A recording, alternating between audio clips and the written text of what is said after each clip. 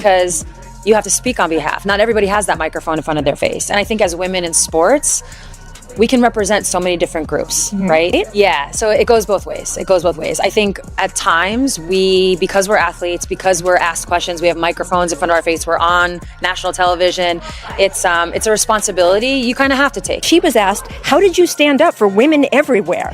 What is that like to have to answer those questions and know that answering them is also important, though? While Angel Reese posed for glamorous photo shoots, Caitlin Clark quietly propelled her squad toward a coveted postseason berth. This stark contrast was entirely intentional. Hoops legend Sue Bird openly highlighted exactly why one phenom flourished while the rival floundered. Viewers who appreciate this deep dive are encouraged to hit that like button and join the channel's growing community. A staggering 98% of audiences tune in without subscribing, yet a simple click provides tremendous support for the creator. Analysts marveled at how these newcomers completely hijacked the narrative, dominating every conversation surrounding the current era of female athletics. Previously ignored by mainstream media outlets, the sport suddenly found itself thrust into the global spotlight because of these two forces. They captured the collegiate world's undivided attention through mesmerizing athletic displays and fiercely unapologetic verbal warfare. Carrying that explosive momentum into the professional ranks promised a monumental shift for the entire future of the league. History showed that past breakthroughs often peaked briefly before suffering a devastating decline in public interest. The foundational support was completely absent back then, leading to an absolutely mind-blowing twist in the modern saga. Unapologetic veterans criticized Reese directly for her extreme dedication to online aesthetics, revealing some truly jaw-dropping motivations. The battle between viral internet stardom and pure athletic supremacy was about to be dissected piece by piece. The current landscape of the professional court became utterly unrecognizable, splitting into two violently opposed realities. The floor opened up for raw, unfiltered opinions regarding the brewing controversy. Slated to compete in an upcoming 3-on-3 tournament, the former champion suddenly found herself surrounded by intense whispers. As the highly anticipated unrivaled season approached this month, fierce criticism shadowed her every move. Typically, a single host dictates the flow of the conversation. However, the dynamics shifted completely as control was handed over to a guest named Tori, allowing her to unleash her thoughts. Right around New Year's Eve, a seemingly innocent online upload managed to overshadow an otherwise spectacular athletic campaign. That specific footage remained live on her social platforms, instantly triggering a massive wave of public backlash. A distinct line was drawn between a self-appointed digital monarch and an obsessively relentless court grinder. The visual clash was staggering as one athlete arrived draped in a fiercely loud animal print dress. Featuring a dramatic thigh-high cut, the ensemble screamed Hollywood royalty rather than representing a serious athletic franchise. The resulting fan outrage struck so brutally that her entire online profile was abruptly wiped from existence. A glamorous streak of breathtaking images vanished quicker than a lightning-fast transition down the hardwood. In stark contrast, her rival isolated herself in the training facility, enduring brutal routines that would mentally break veteran athletes. The harsh truth remained that these two distinct figures would be forever linked in the public eye. Had that infamous, mocking hand gesture never occurred during the championship, her professional trajectory might look vastly different. Yet, a glaring issue remained beneath the surface of all this flashy success. The legendary upset victory that secured a national title cemented her polarizing reputation forever. Without that chaotic triumph, her mainstream relevance would have undoubtedly been smaller, despite her undeniable raw skills. A professional draft selection was always guaranteed for someone with that much sheer physical dominance. Their fates became permanently intertwined, ensuring that every single career milestone would spark an unavoidable, intense comparison. While both players thrived on the court, one saw her mainstream appeal detonate exponentially only after defeating her nemesis. The narrative shifted violently the following season, when a brutal elimination served as the ultimate act of cold-blooded revenge. Treating her craft like a deadly serious enterprise, the sharpshooter refused to take a single day off from grueling practice sessions. Stagnation was never an option. Merely holding on to existing talent proved entirely insufficient for her ambitions. Operating like a mad scientist, she engineered a devastating mid-range floater and lethal offhand techniques to terrorize opposing defenses completely.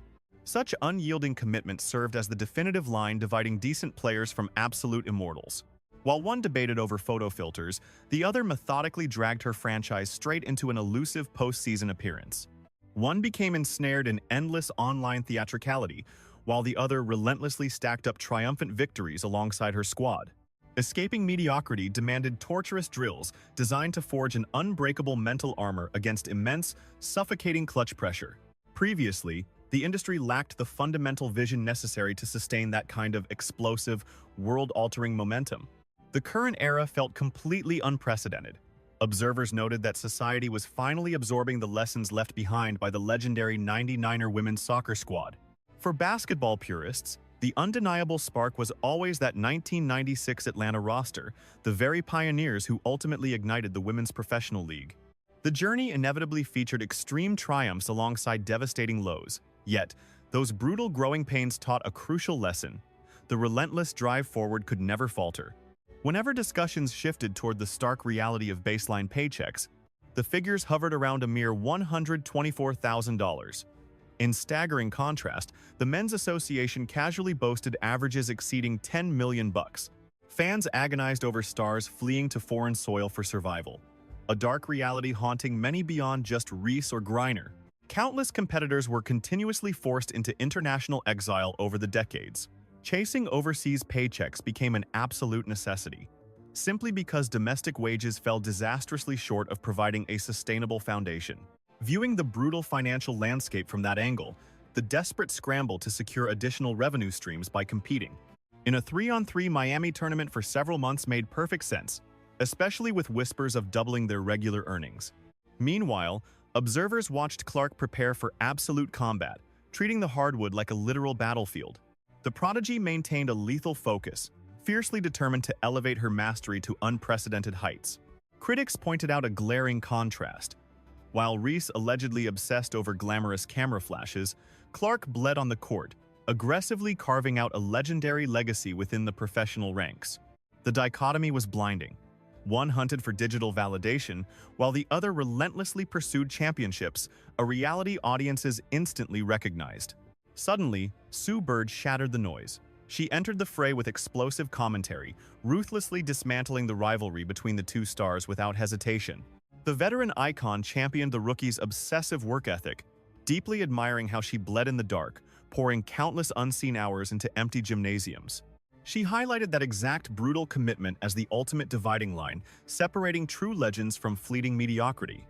The critique then pivoted fiercely toward Reese, igniting immense controversy. Bypassing pleasantries, the veteran bluntly declared that the young forward desperately needed to realign her erratic ambitions back toward basketball.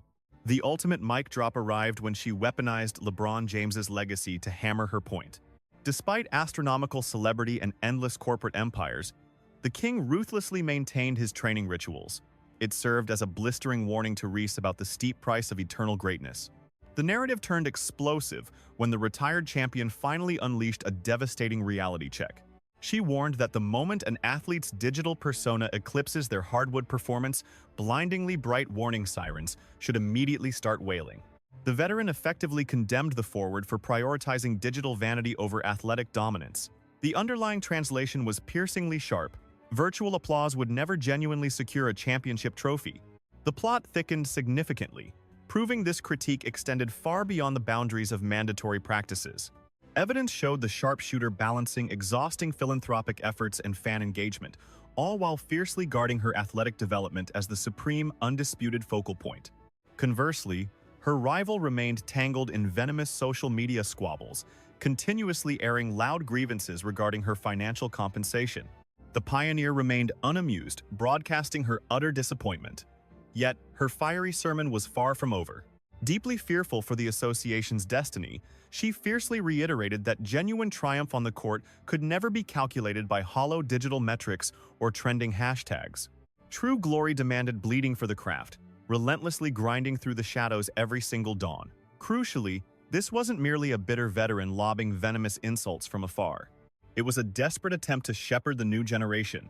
After both prodigies faced brutal Olympic rejections, the icon offered powerful counsel, insisting that catastrophic heartbreak must birth unparalleled ferocity. Her core philosophy echoed a fierce mandate: transform that crushing agony into explosive ammunition. Refuse to shatter, and emerge entirely indestructible.